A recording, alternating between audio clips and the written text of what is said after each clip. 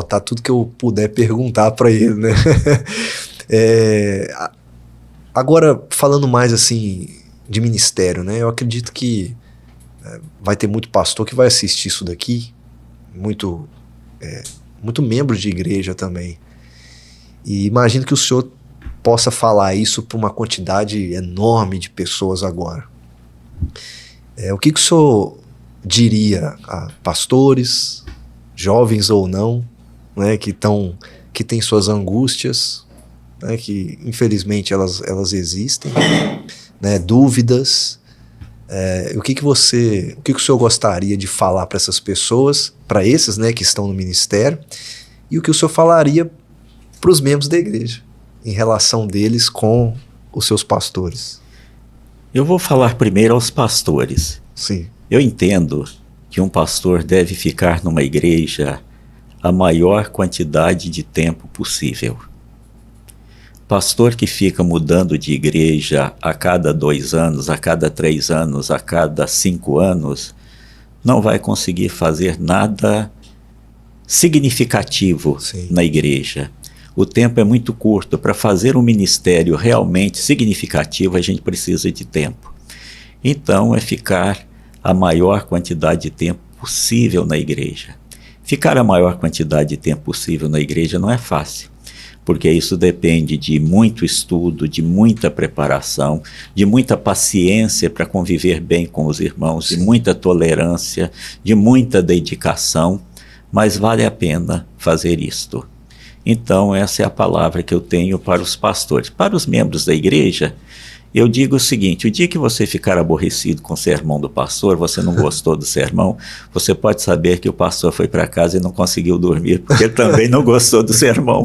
Com certeza. Quantas vezes eu preguei e fui para casa angustiado, falando: meu Deus, hoje eu não consegui ser claro, hoje eu não consegui colocar de forma clara aquilo que eu queria colocar para os meus irmãos. A minha linguagem hoje não foi uma linguagem clara, e o sermão hoje não foi um sermão bom.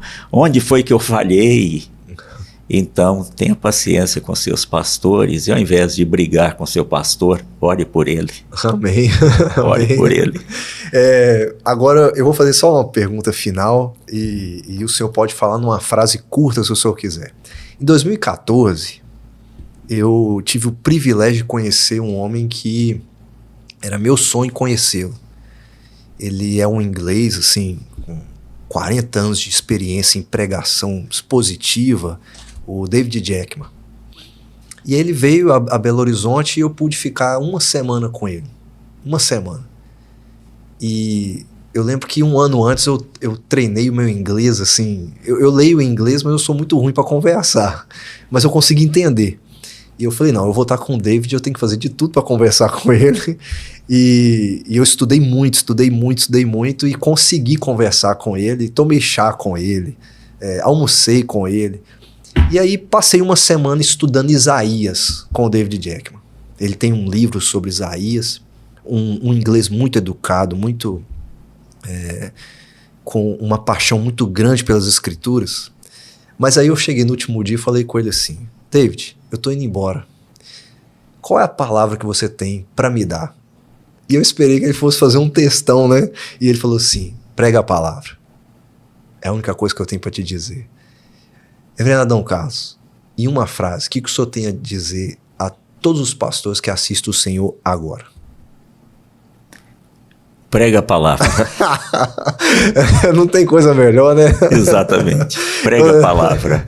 Eu lembro que ele escreveu no livro, eu falei assim: ok, eu não preciso mais do que isso. Eu entendi, David. E eu suspeitava que o senhor ia acabar falando isso mesmo. Mas muito obrigado, porque é isso que realmente importa para nós, né? Exatamente. Acima de qualquer outra coisa. Exatamente. Acima de qualquer outra coisa. Afinal, nós somos ministros da palavra. Amém. Amém. Tem algum texto da Bíblia que o senhor é mais apaixonado? Um versículo? Que o senhor gosta assim e mantém no coração? Eu tenho um. Eu tenho aquele que eu tomei como o slogan do meu pastorado: alegrar-me com os que se alegram e chorar com os que choram. Amém. Eu tenho o de Paulo, quando ele fala assim: aquele que não poupou seu próprio filho, porventura, não nos dará graciosamente com ele todas as coisas. Eu acho isso incrível.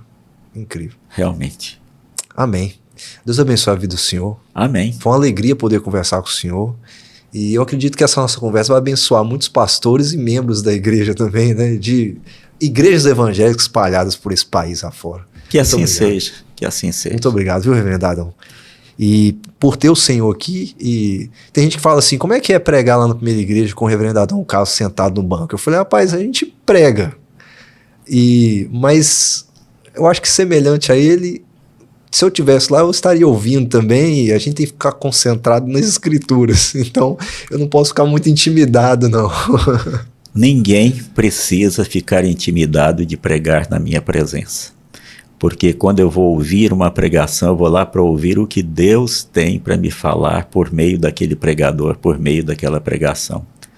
Eu já ouvi mensagem, pregação de senhoras lá da primeira igreja, senhoras simples, e mensagens que tocaram profundamente o meu coração. Eu lembro de uma vez pregar, eu tinha que estar encerrando, né? Eu lembro de uma vez pregar numa pastoral lá pela manhã, e eu tive uma experiência interessante com a esposa do senhor. Eu terminei, né? Acho que foram uns 10 ou 15 minutos só. E ela veio e me abraçou e olhou dentro dos meus olhos, assim. E o olho dela já me dizia tudo. E eu falava assim: ela não precisa me falar nada. Sabe? Eu achei aquilo tão impactante pra mim, porque ela só me abraçou, colocou a mão no meu ombro assim, ó, como se ela estivesse falando assim: ó, tá tudo bem, Deus falou. E eu fui muito feliz embora pra casa, assim. Foi uma experiência simples, singela, mas eu acho que no olhar ali já tava tudo escrito que eu precisava, sabe? E o que ela também queria me dizer. Muito bom. Muito bom. Só queria contar a experiência final. Ok, valeu. Muito obrigado mais uma vez. Deus abençoe a vida do senhor. E nós continuamos trabalhando lá na primeira igreja juntos, né? De alguma maneira. Isso. Pelo menos pelos próximos anos que Deus nos conceder ali, né? Graças a Deus por isso. Muito obrigado. Deus abençoe. Amém. E você ficou com a gente até aqui. O meu agradecimento a você. É muito importante para mim você deixar o seu gostei. Quem sabe você é alguém que foi pastoreado pelo reverendo Adão Carlos. Tá aí em Campinas, tá em Conselheiro Pena, tá em alguma outra igreja, ou foi um seminarista que passou pelo seminário. Deixe seu comentário aqui, deixe seu testemunho aqui, isso é muito importante para nós. Não é só para a plataforma ver que o nosso vídeo importa, mas para a gente ver o seu comentário e perceber que aquilo que a história, né, fez sentido na sua vida. Então que Deus abençoe a sua vida e eu espero você num próximo podcast. Um grande abraço e até a próxima.